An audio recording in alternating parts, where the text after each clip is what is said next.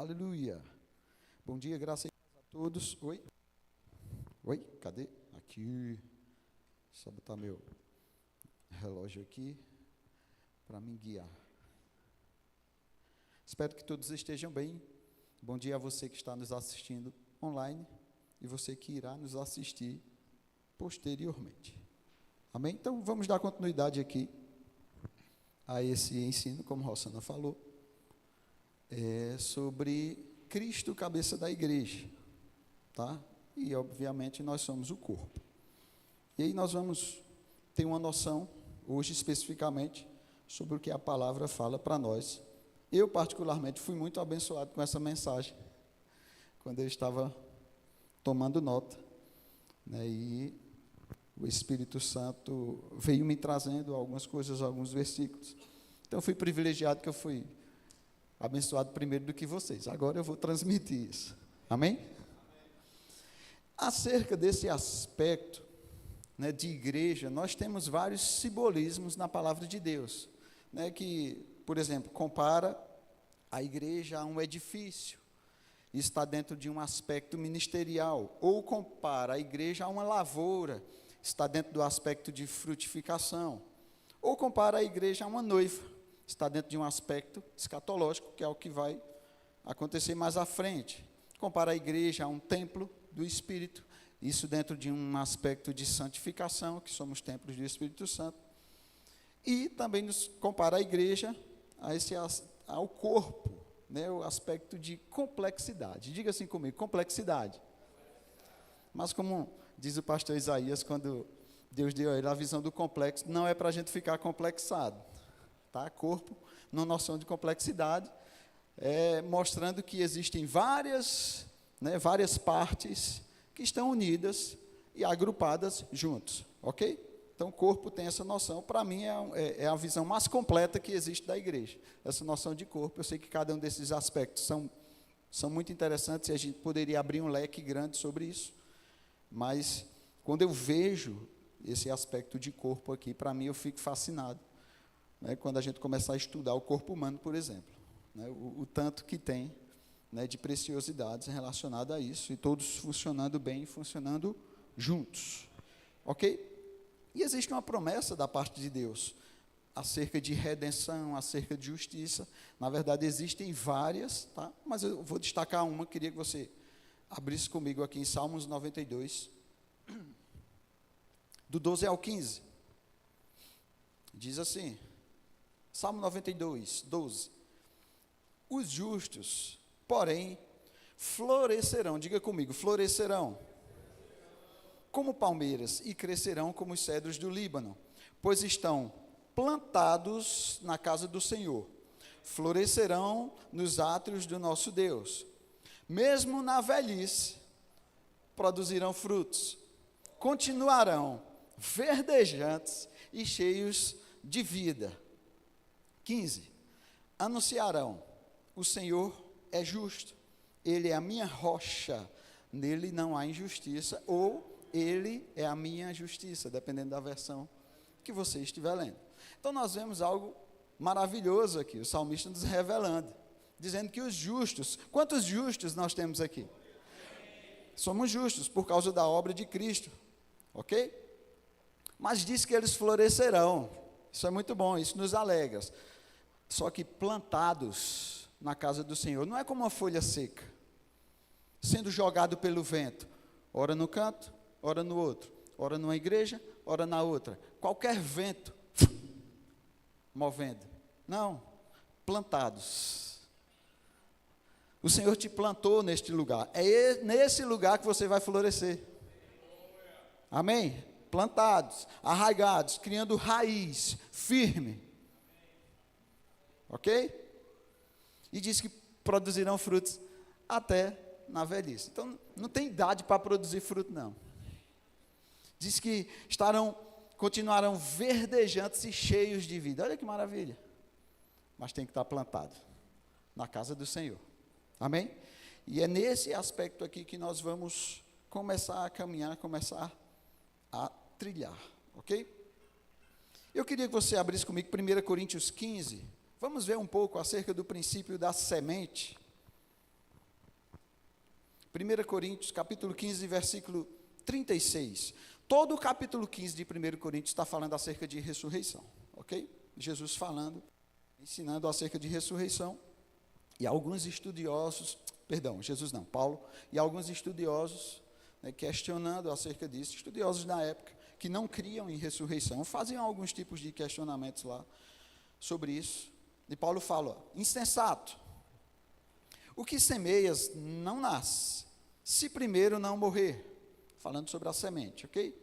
E quando semeias, não semeias o corpo que há de ser, mas o simples grão, como de trigo ou de qualquer outra semente. Mas Deus lhe dá um corpo, como lhe aprouve dar, e a cada uma das sementes o seu corpo apropriado. Então a gente não planta uma semente e dali vai nascer empilhando várias sementes uma em cima da outra. Nós semeamos um corpo, aquela semente morre e nasce um novo corpo, ok? Esse é o princípio da semente. E nós sabemos que Jesus foi a semente de Deus para a humanidade, foi plantado nesta terra, ele morreu por cada um de nós e ele nasceu no novo corpo, no corpo ressurreto, ok?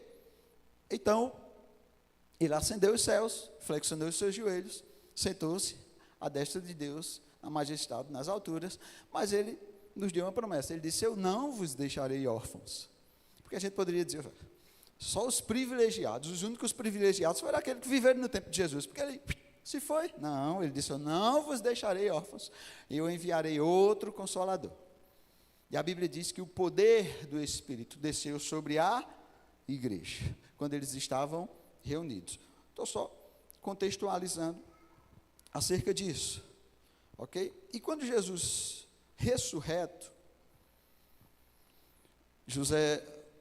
Tomé, melhor dizendo, disse assim, a primeira vez que Jesus apareceu, falaram para Tomé e ele disse, rapaz, só se eu tocar nele que eu vou acreditar. E Jesus, quando aparece uma segunda vez, Jesus disse assim, pode tocar nas minhas mãos, toque aqui no meu lado.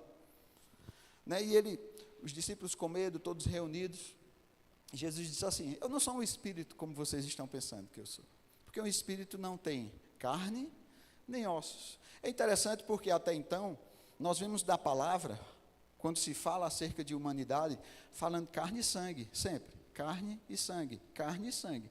Mas Jesus ressurreto, é interessante quando ele diz, um espírito não tem carne e ossos. Cadê o sangue?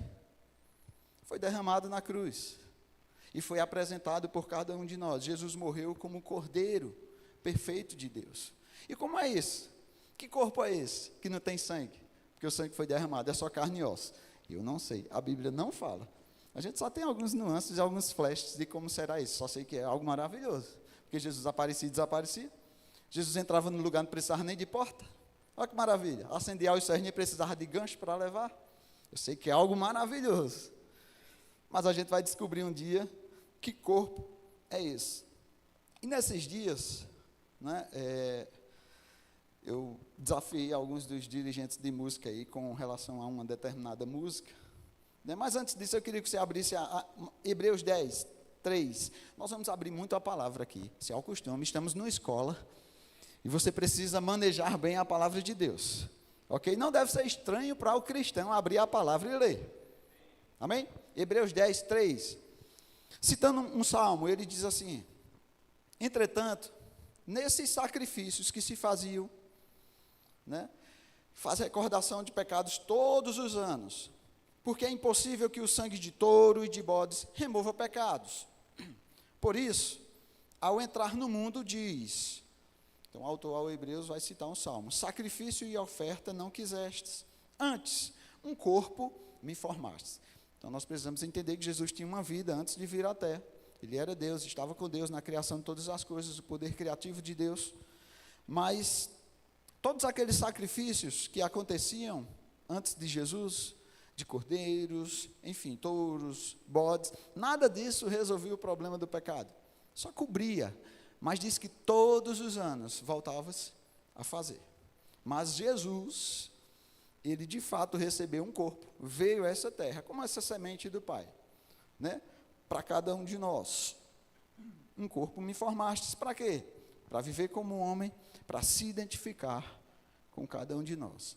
viver a humanidade que Deus queria que cada um de nós vivêssemos desde o princípio de todas as coisas, e que o primeiro Adão não conseguiu, mas o último sim. Amém? E aí, qual foi o questionamento que eu fiz para os dirigentes? Porque os dirigentes de música, normalmente eles montam repertórios, e aí eles precisam estar atentos a letras de músicas, para não estarem aqui em cima cantando algo que a palavra não concorda. Ok? E eu perguntei, é uma música que nós cantamos até há pouco tempo aqui. O título dela é Nada Além do Sangue. É uma música bem conhecida.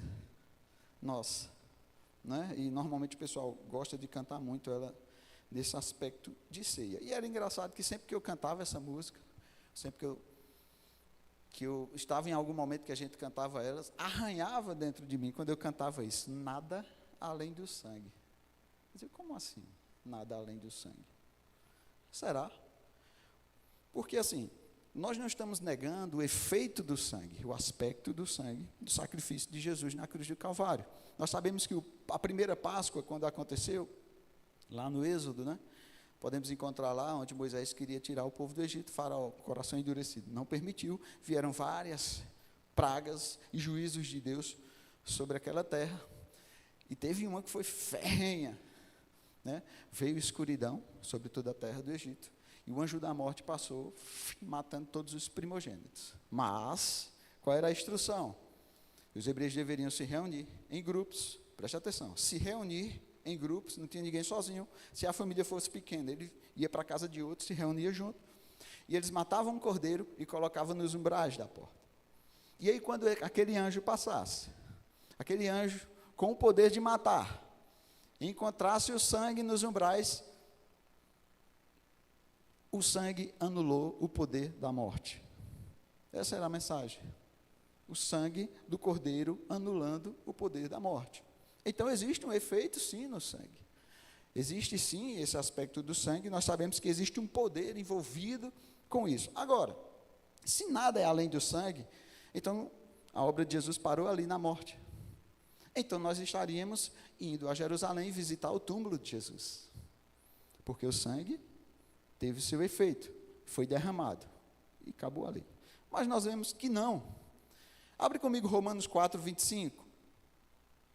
Romanos, capítulo 4, versículo 25. Nada de errado se você quiser ir para Jerusalém, tá? Só tem alguns conflitos lá, de vez em quando significa sempre. Mas o túmulo está vazio. O túmulo de Jesus está vazio. Romanos 4, 25 diz assim: o qual foi entregue por causa das nossas transgressões, falando acerca da morte, e ressuscitou por causa da nossa justificação. Então veja, fomos redimidos pelo sangue, mas justificados pela ressurreição. Então a obra de Cristo foi da cruz ao trono. Então tem algo além do sangue. Por quê? Porque foi da cruz ao trono. Redimidos pelo sangue, mas justificados pela ressurreição. Porque Paulo disse, lá em 1 Coríntios 15, se não há ressurreição dos mortos, é vã a nossa fé. Aquilo que a gente prega é mentira. Esse evangelho que a gente... é mentira. Jesus não ressuscitou dos mortos, então. Então é vã a nossa fé. E eu sei que, se a gente perguntar qual foi o evento mais importante, né, óbvio, a gente muito provavelmente vai eleger a morte de Jesus. Mas Paulo condiciona a nossa fé e a nossa religião à ressurreição de Jesus Cristo. Amém? Obviamente, só a ressurreição se alguém morreu. Então, nós vemos esses dois aspectos aí. Tem algo além... Tem algo além do sangue, nós sabemos que é a ressurreição. Ainda não, vai comigo para Hebreus 10, 12. Hebreus 10, 12 diz o seguinte, e eu já estou começando a trilhar o caminho aí para que você entenda aonde a gente quer chegar. Jesus, porém, tendo oferecido para sempre um único sacrifício pelos pecados, ele não ficou lá na cruz, diz, assentou-se à destra de Deus. Então aqui fala do aspecto da morte dele como sacrifício, mas também fala do aspecto da ressurreição dele, que ele ascendeu aos céus, está sentado à destra de Deus hoje. Então, se Jesus está lá hoje e ele não nos abandonou, então hoje nós somos o corpo de Cristo na terra. Somos a presença de Cristo na terra, porque ele está assentado à destra de Deus. Mas o cabeça não vive longe do corpo. Você já viu um corpo andando sem cabeça? É só em filme de terror, né? O evangelho não é terror, não, gente. O evangelho é vida. Amém? Efésios 1:20, vai comigo para lá. Efésios, capítulo 1, versículo 20. O qual exerceu ele em Cristo, ressuscitando dentre os mortos, fazendo sentar à direita nos lugares celestiais, acima de todo principado, potestade, poder e domínio, e todo nome que se possa referir, não só no presente século, mas também no vindouro. E pôs todas as coisas debaixo dos pés, e para ser o cabeça sobre todas as coisas, o deu à igreja, a qual é o seu corpo, a plenitude daquele que a tudo enche em todas as coisas. Então aqui está um resumo de tudo isso que eu falei. Ok? Jesus, como um sacrifício, se entregou, mas ascendeu aos céus, está acima de todas as coisas. E essa maravilha, esse acima é porque Deus o exaltou, tá? Ele veio como servo, viveu, morreu por cada um de nós. Deus disse que Deus o exaltou, sobremaneira, que lhe deu um nome que está acima de todo nome, para que ao nome de Jesus se dobre todo joelho no céu, na terra e embaixo da terra, e toda língua confesse, Jesus Cristo é o Senhor, para a glória de Deus Pai. Ok? Então, isso está relacionado à autoridade, e essa autoridade ele deu à igreja. Então, ele tem essa autoridade, acima de todo principado e potestade, e ele deu a cada um de nós. E nós damos continuidade a isso, nesse tempo. E é interessante, que diz, o seu corpo é a plenitude. Vai comigo para Colossenses 2:8, ainda falando um pouco sobre a plenitude do corpo. Colossenses 2:8 diz assim: cuidado que ninguém vos venha a enredar com sua filosofia e vãs sutilezas, conforme a tradição dos homens, conforme os rudimentos do mundo, e não segundo Cristo. Porquanto nele, em Cristo, habita corporalmente, diga assim comigo, corporalmente, em Cristo habita corporalmente toda a plenitude da divindade. Também nele estáis aperfeiçoados. E ele é o cabeça de todo principado e potestade. Nele também fostes circuncidados, não por intermédio de mãos, mas por despojamento do corpo da carne, que é a circuncisão de Cristo. Tendo sido sepultados juntamente com ele no batismo, no qual igualmente fostes ressuscitados, mediante a fé no poder de Deus, que o ressuscitou dentre os mortos. Sempre essa dobradinha de morte e ressurreição. Mas aqui é bem específico, Paulo falando que nele, em Cristo, habita corporalmente toda a plenitude da divindade. Olha para o lado, dá uma olhada para o teu irmão. Está habitando corporalmente toda a plenitude da divindade. Se a gente pudesse medir Deus e imaginar assim, qual é a plenitude de Deus? Onde é que Deus se torna pleno e completo? Dá outra olhada, de lado. Onde é que Deus se torna completo, pleno? Por meio do corpo. Então ninguém é corpo sozinho. Não há condições de sozinho alguém manifestar Deus, porque a plenitude de Deus se manifesta no corpo, porque habita corporalmente. Por isso que lá no Êxodo estavam todos juntos, protegidos, unidos, não era sozinho, não era isolado, é como corpo. E Deus se manifesta em sua plenitude através do corpo. Quem está longe do corpo não está vivendo a plenitude de Deus. Infelizmente. Ele pode desfrutar dos benefícios do sacrifício de Cristo, porque a salvação vem pela fé por meio de Cristo, e nossa obra independe disso. Para nossa salvação, foi mérito apenas de Cristo, mas ele não desfruta da plenitude de Deus, infelizmente, porque só é possível desfrutar da plenitude de Deus se estivermos como corpo, unidos, cada um manifestando uma graça de Deus, algo da parte de Deus, alcançando o outro.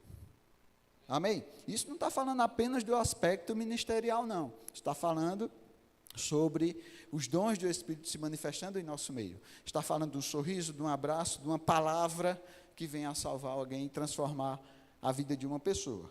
Jesus se movendo através do corpo. Mas de forma prática, qual é a importância de entendermos sobre isso? Que a essência, de fato, nós vamos ver a comunhão. 1 Coríntios 10, 16, vai lá comigo. 1 Coríntios 10, 16, diz assim: porventura, o cálice da bênção que abençoamos não é a comunhão do sangue de Cristo? O pão que partimos não é a comunhão do corpo de Cristo? Porque nós, embora muitos, somos unicamente um pão, um só corpo, porque todos participamos de um único pão. Que pão é esse? Jesus disse: eu sou o pão vivo que desceu do céu. Como o corpo de Cristo, se Jesus é o pão vivo, nós somos esse pão hoje, aqui na terra. Por isso que nós participamos de um único pão. Ok? Então, a comunhão do cálice e do sangue, a ceia que nós participamos, está falando sobre comunhão. Tá? E Paulo traz instruções duras relacionadas a isso, lá em 1 Coríntios 11. Se der tempo, a gente lê um pouco mais na frente. Então, nós entendemos porque todos participamos de um único pão, porque esse pão é Jesus, o pão vivo de Deus, que desceu do céu. Vamos lá, 1 Coríntios 11, 28. Vou falar sobre todo o contexto da ceia, óbvio, que não dá tempo, mas vou fazer esse destaque aqui. 1 Coríntios 11, 28, diz assim: examine-se, pois, o homem a si mesmo, e assim coma do pão e beba do cálice. Falando acerca da ceia, pois quem come e bebe sem discernir o corpo, bebe e come juízo para si. Eis a razão, porque há entre vós muitos fracos e doentes, e não poucos que dormem. Sabe, eu sei que vem muitos questionamentos para nós acerca disso, né? Até nossa mente mesmo, quando a gente adoece, ou quando vem algum tipo de calamidade, ou coisa desse tipo, a gente, né, questiona Deus. Muitas pessoas fazem: mas Senhor, por que aconteceu isso? Por que a doença? Por que a fraqueza? Por que a morte? Você já viu que Paulo explica? Eis aqui a razão. Olha aqui, está aqui. É Paulo que está falando. A resposta está aqui. Eis a razão, porque há entre vós muitos fracos, doentes e não poucos que dormem. Então deixa eu te falar uma coisa. Nunca questione Deus. Questione, sabe o quê? Como é que está o seu nível de unidade no corpo? Sabe quando o médico, que você está com algum problema no corpo, e ele faz alguns exames, para saber como é que está, né? Bota aferir pressão, aquele que dá uma furadinha no dedo, deixa eu ver como é que está isso aqui. Por isso que Paulo diz: se examine. Não questione Deus não, se examine. Quando certas coisas estiverem acontecendo, como é que está a minha vida relacionada à unidade, relacionada ao corpo? Paulo aqui respondeu isso aqui. Eis aí o motivo, o porquê. Ok? Por isso que precisamos discernir o corpo, e o corpo trata sobre isso. Porque assim, se nós observarmos sobre o aspecto de lavoura, vou trazer um pouquinho sobre o que Jesus falou, como videira, João 15, 5. João 15, 5, Jesus diz assim: eu sou a videira, vós os ramos. Quem permanece em mim e eu nele, esse dá muito fruto, porque sem mim nada podeis fazer. Se alguém não permanece em mim, será lançado fora, à semelhança do ramo, e secará. E o apanham, lançam no fogo e o queimam. Só a vida na seiva, se estivermos unidos na videira. Processo de enxerto, né? A gente sabe muito isso, que o enxerto é o quê? Dá-se um corte lá na planta para inserir um ramo dele. Jesus foi moído, transpassado pelas nossas transgressões, moído pelas nossas iniquidades. Foi feito um enxerto. Nós fomos colocados, unidos a ele, na semelhança do seu corpo. Ok? Óbvio, tira isso para ver o que acontece. Ele não recebe mais vida, ele começa a enfraquecer. E aí, corre-se o risco de ir adoecer e morrer. Pronto. Esse é o processo. Essa é a lógica que está por trás disso. É necessário que haja uma conexão. Amém? Então não dá para viver fora. É segurança viver unido. É segurança estar junto. É vida sendo transmitida através de cada um de nós. Não há espaço para processo de morte se estivermos unidos à videira. Amém? Precisamos estar juntos, conectados. Essa é a essência.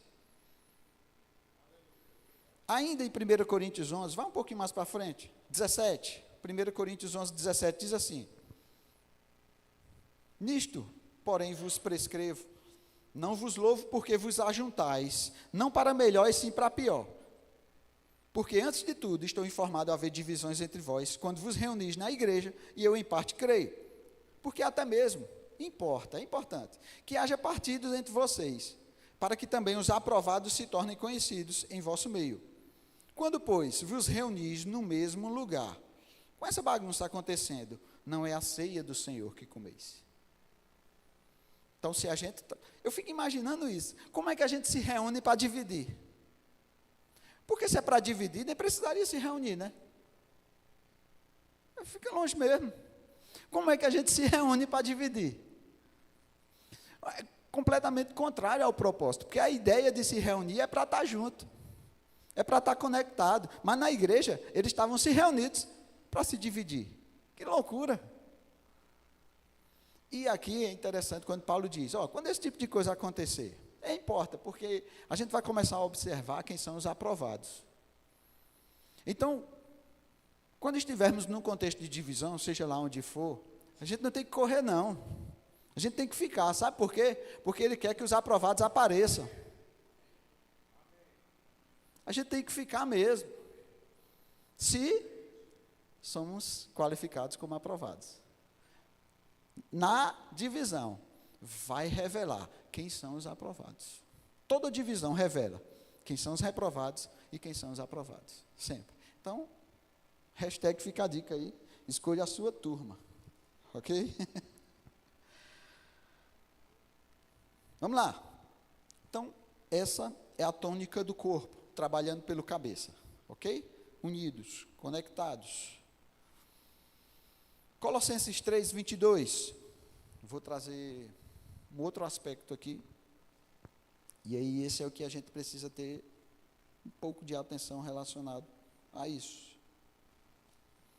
Deixa eu dar meu tempo aqui. Ok. Colossenses 3, capítulo 3, versículo 22, diz assim, vou ler na NVT, tá? Que traz uma pelo menos para mim, uma clareza maior. Diz assim, escravos. Ele está dentro do contexto cultural que havia escravidão, tá? Naquela época. Por isso que Paulo vai falar para os pais, para os filhos, para os esposos, para as esposas e para os escravos, tá? Ele traz instruções para cada uma dessas pessoas. E aqui ele está falando especificamente para os escravos. Ele diz assim, escravos, em tudo obedeçam aos seus senhores terrenos. Se existe um senhor terreno, é porque existe um senhor celestial, tá? Procurem agradá-los sempre, e não apenas quando eles estiverem observando. Sirvam-nos com sinceridade, por causa do seu temor ao Senhor. Ele está apontando para outro Senhor. Ele fala que existe um Senhor terreno, mas também existe um Senhor celestial. Em tudo o que fizerem, trabalhem com bom ânimo, como se fosse para o Senhor, e não para os homens. Lembrem-se de que o Senhor lhes dará uma herança como recompensa, e de que o Senhor a quem servem é Cristo. O verdadeiro Senhor é Cristo. Então eu fico imaginando Paulo falando para um escravo, tenha bom ânimo para servir a esse seu senhor terreno. Imagina o escravo amanhecendo dizendo, estou muito animado aqui para levar chibatada para fazer o meu serviço. Assim, por que Paulo fala para os escravos, dentro desse contexto de escravidão? Esse serviço de escravos, eles serviam por obrigação. Mas Paulo ainda diz assim, sirvam com bom ânimo, como se estivessem servindo ao verdadeiro Senhor, que é Cristo. Eu fico imaginando de todos os segmentos da sociedade que Paulo poderia trazer instrução, ele foi no mais raso. Porque ter ânimo para servir por obrigação, eu vou dizer, já tem que ser muito crente. Mas essa é a instrução. Então, não tem ninguém aqui escravo de um senhor natural e terreno. Então, eu te pergunto, cadê o bom ânimo? Porque a instrução para um escravo, para o seu senhor terreno, era: tenha bom ânimo. Como se estivesse servindo ao Senhor. Então, não tem ninguém nessa condição. Então, quando o desânimo vier sobre nós, vamos lembrar, Paulo deu instrução para um escravo, eu não estou naquela condição. Então, eu preciso levantar ânimo dentro de mim. Porque é injusto. Porque para aqueles que serviam por obrigação, embaixo de muita opressão e chibatada, Paulo diz: tem de bom ânimo, e eu não estou nessa condição. Por que eu não vou ter? Amém? Então, isso traz luz para cada um de nós. É um farol grande para cada um de nós. Porque naquele ambiente de escravo ali, levantar a motivação ali, mas a instrução era essa. E essa regra, né, Paulo não só trouxe para os escravos. Em outro texto aqui, ele vai trazer para todos. Efésios 6:5. Olha o que ele diz. Efésios 6:5. Ainda falando, tá? Dando instrução para esse grupo. Escravos, obedeçam aos seus senhores terrenos com respeito e temor. Sirvam com sinceridade. Como serviriam a Cristo? Procurem agradá-los sempre e não apenas quando eles estiverem observando. É bem parecido com outro texto. E olha o que é que ele diz. Como escravos de Cristo, que é o nosso verdadeiro Senhor. Façam a vontade de Deus de todo o coração. Trabalhem com entusiasmo, como se servissem ao Senhor e não a homens. Lembrem-se de que o Senhor recompensará cada um de nós pelo bem que fizermos, quer sejamos escravos, quer sejamos livres. A instrução, apesar dele ter iniciado para escravo, no final ele diz, a instrução serve tanto para escravos na época, quanto para livres. Então aí ele abriu o leque e generalizou. Ele aplicou a mesma regra para todo mundo. Ok? Então, precisamos servir com bom ânimo, não a homens, mas a Deus. Isso já traz um sinal de alerta para cada um de nós, que se a gente estiver servindo com desânimo, é possível que a gente esteja servindo a homens. Porque se no nosso coração a gente colocar, eu estou servindo ao Senhor, não tem como desanimar. Então, todo desânimo acende um sinal de alerta para nós. Eu estou servindo a quem, de fato? Sempre. E não é para nos trazer condenação, não. É para nos posicionar no lugar certo. Amém? Então, sempre que o desânimo vier, lembra disso. Opa, estou servindo a quem? Porque eu preciso servir como ao Senhor. O meu verdadeiro Senhor. Então, gente, fazer para homens é desmotivador mesmo. É desmotivador, porque homens falham. Não tem ninguém perfeito, não. Homens falham. Em algum momento isso vai acontecer. Então a gente se desanima mesmo, se a gente fizer para homens. Mas para Deus, nunca Ele vai falhar conosco. Nunca. Amém? E eu acho interessante que ele, falando acerca de recompensa,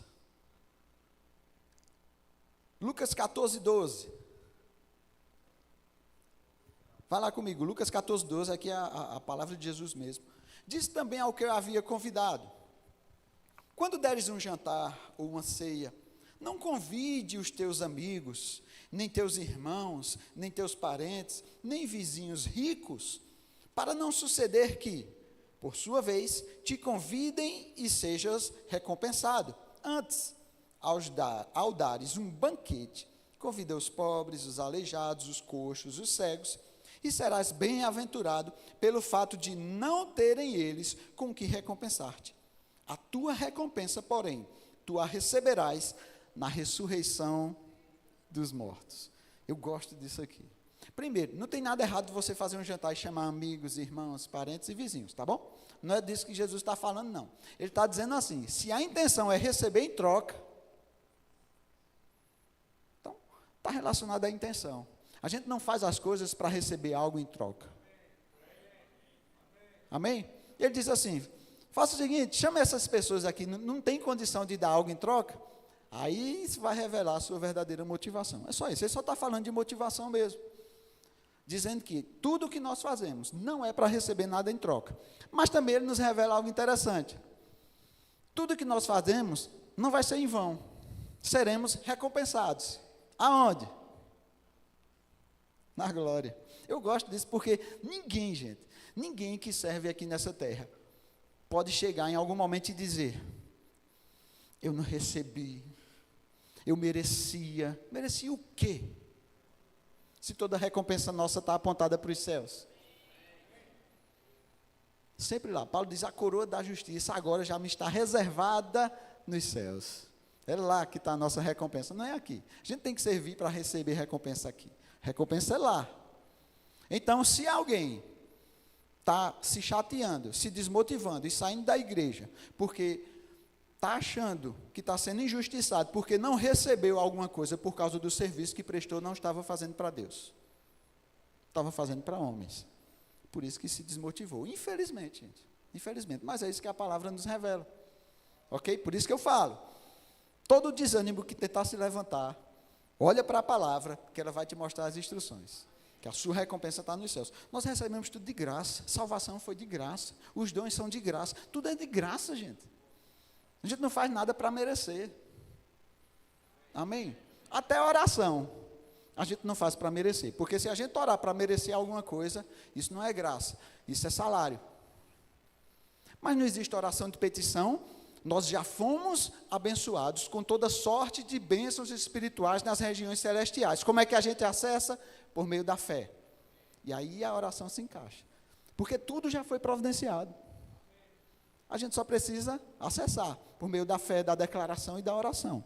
A gente acessa o que já foi providenciado. A gente não ora por merecer. Amém? Só para acessar aquilo que Deus já providenciou para cada um de nós. Para ter relacionamento. Nós vemos na parábola do filho pródigo. É bem interessante, não dá para ler o texto todo. A gente daria para fazer uma conferência com todo aquele texto ali, de tanta riqueza de detalhe que existe nele. Mas nós vemos um filho que pede a herança ao pai.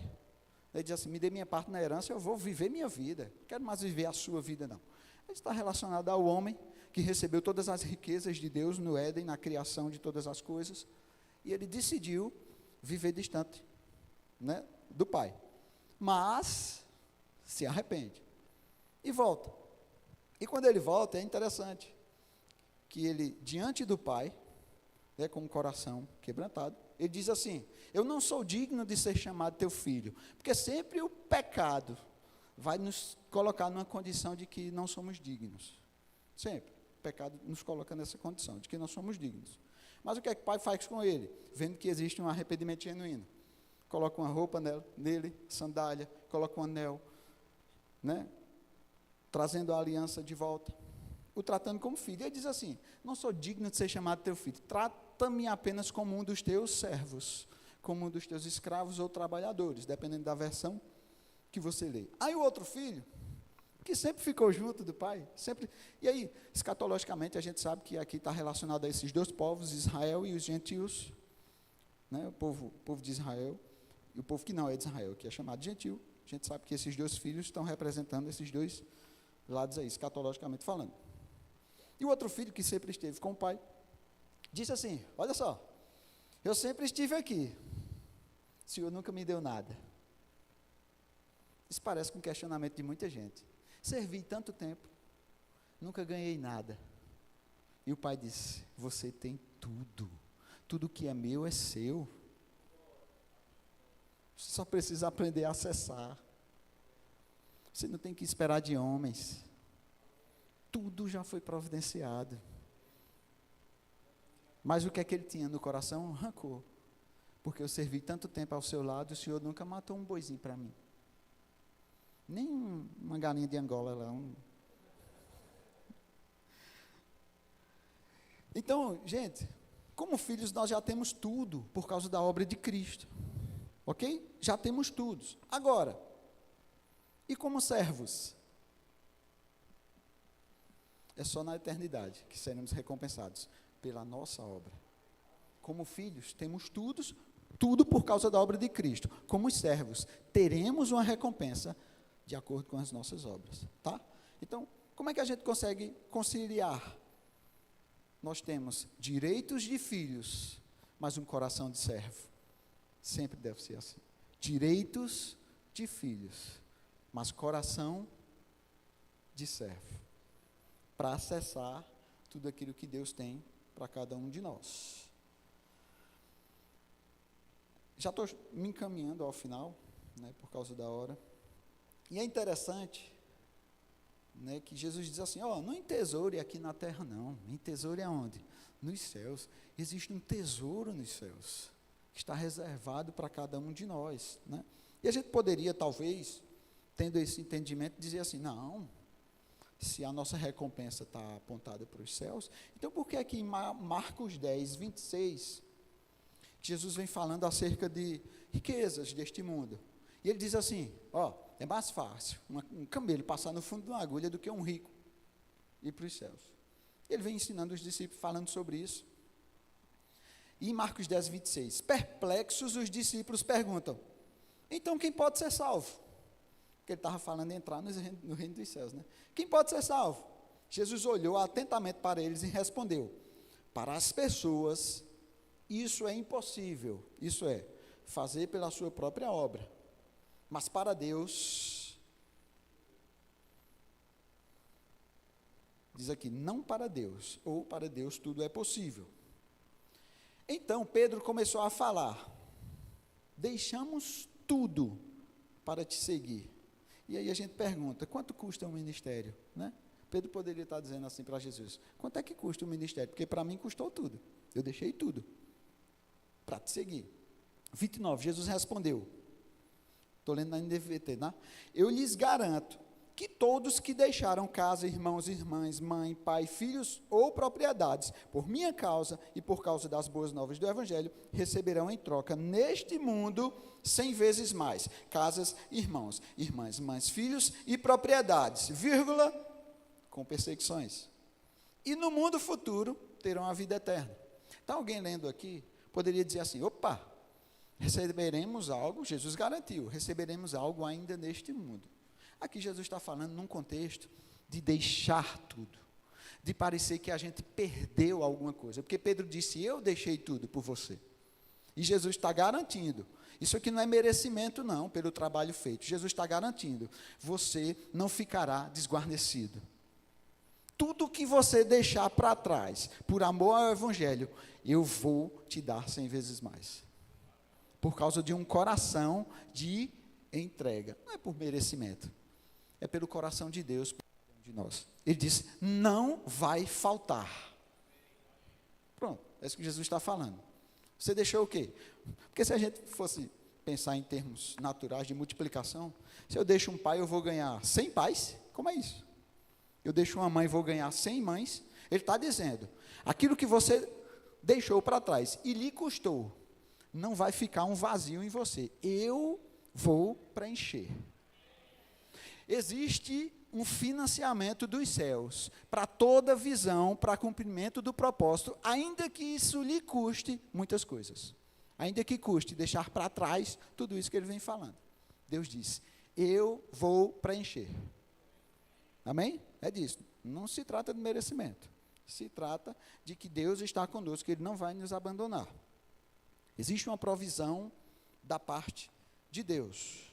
E é interessante que Jesus, em alguns momentos, ele torna pessoal algumas coisas. Atos 9, 4, falando acerca de Saulo, né? Daquele evento de Saulo, que recebeu a liberalidade para perseguir os cristãos. Atos 9, 4 diz, e caindo por terra, ouviu uma voz que lhe dizia, Saulo, Saulo, por que me persegues? E ele respondeu, quem és tu, Senhor? Pronto, já se converteu aqui. Quem és tu, Senhor? Reconhecendo o senhorio. Ele só queria saber quem era aquele Senhor ali. E a resposta diz, olha a resposta de Jesus, eu sou Jesus a quem tu persegues. Espera aí, Jesus não ressuscitou? Assentou-se à destra de Deus? Né?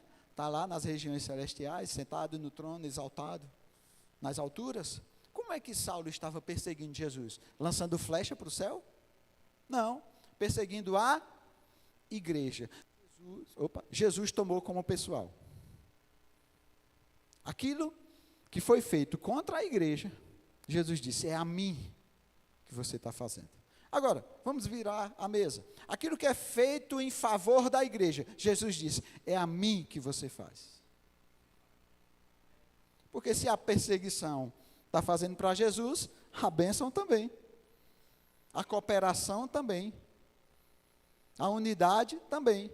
O avanço também. Se estamos fazendo pela igreja, estamos fazendo por Cristo. É isso que ele nos revelou. Seja mal ou seja bem. Jesus torna como pessoal. Amém? Então isso é o que traz para nós o entendimento do que é ser corpo de Cristo. Então vamos pensar. Causar problema para a igreja é causar problema para Jesus.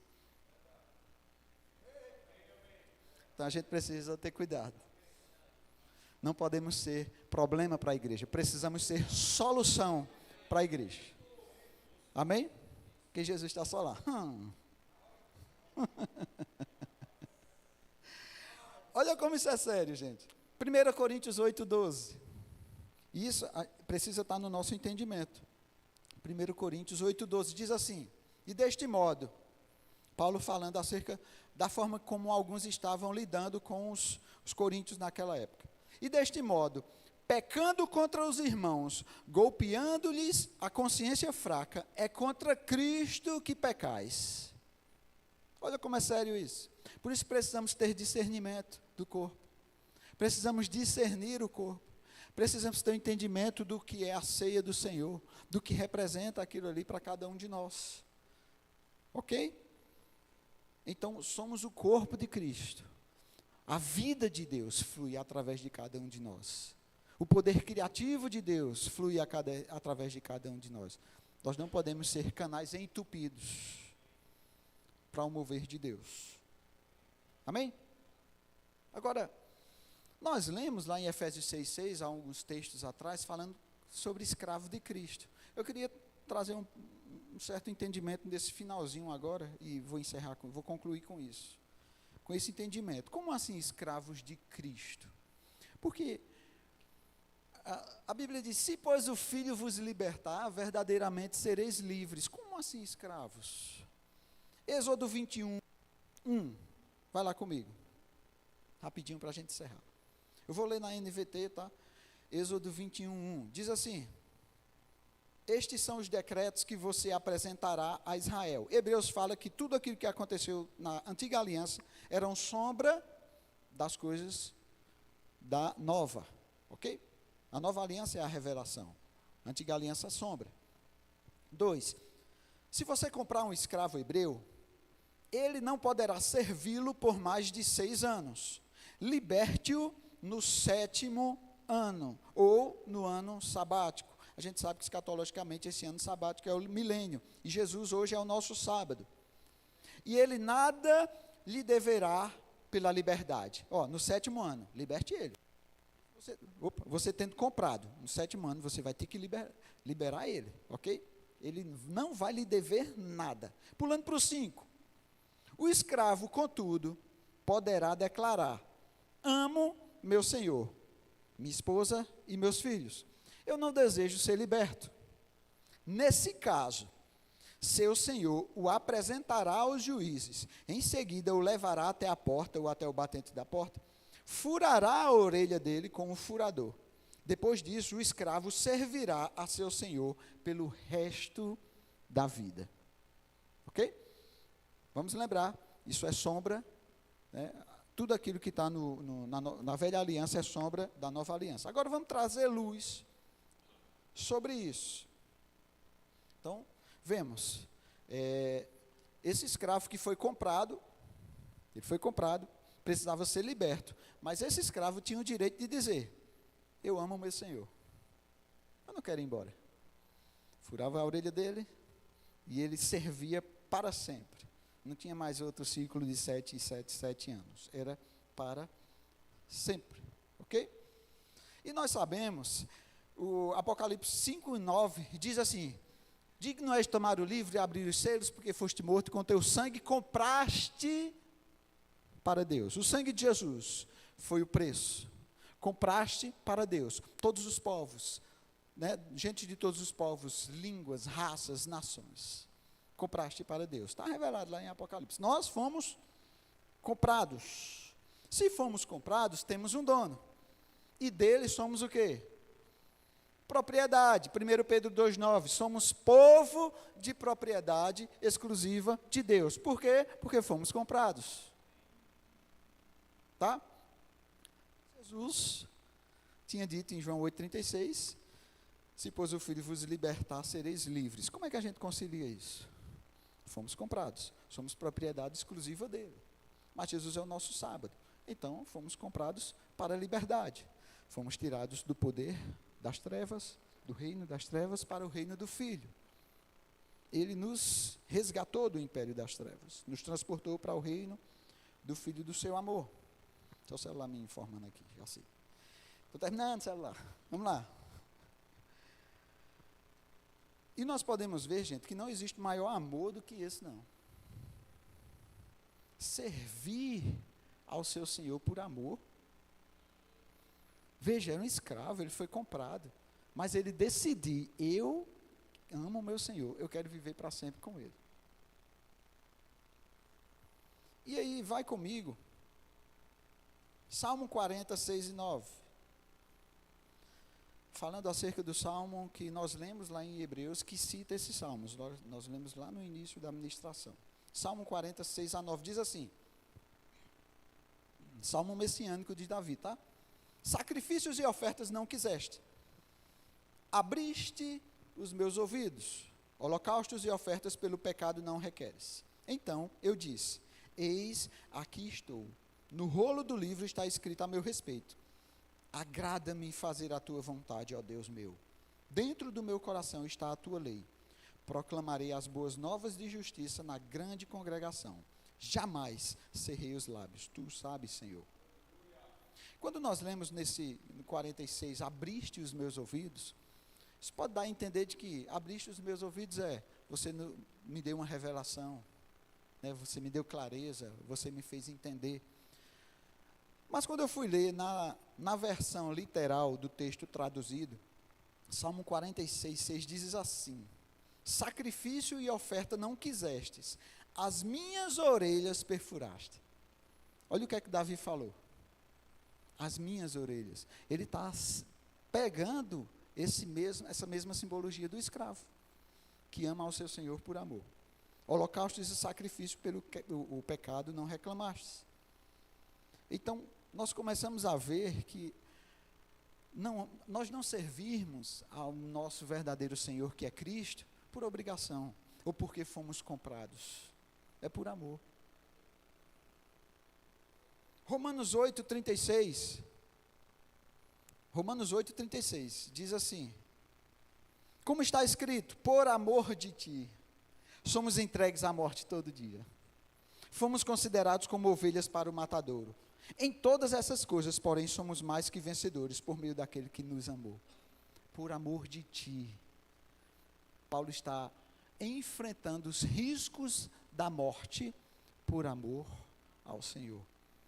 Efésios 4, 15 e 16. Mas, seguindo a verdade em amor, cresçamos em tudo naquele que é o cabeça, Cristo, de quem todo o corpo, bem ajustado e consolidado pelo auxílio de toda junta, segundo a justa cooperação de cada parte, efetua o seu próprio aumento para a edificação de si mesmo em amor. Ao nosso Senhor, o nosso dono, como propriedade exclusiva deles. Ele nos comprou, ele nos libertou do império das trevas. Como Jesus é o nosso sábado, ele disse assim: você está livre. Aí Davi diz: a minha orelha você furou. Eu decido servir a você para o resto da vida, como aquele escravo que recebeu a liberdade, mas decidiu: pode furar minha orelha, eu vou servir a você até o fim dos meus dias. Você pode ficar em pé?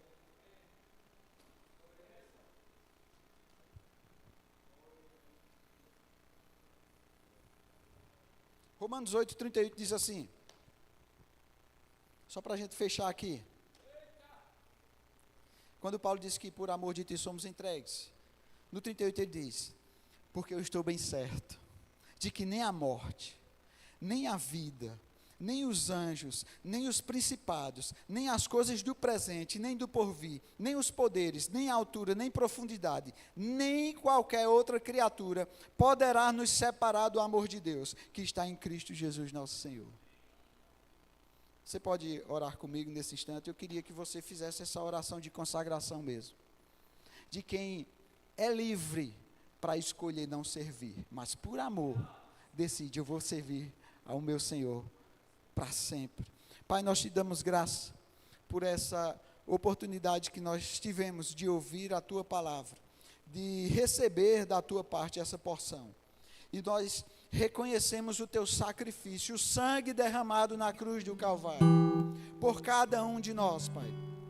Nós valorizamos essa compra que você realizou de cada um de nós. Você nos tirou do lamaçal das trevas, do pecado, da imundícia, e você nos trouxe para o reino do seu Filho, Pai.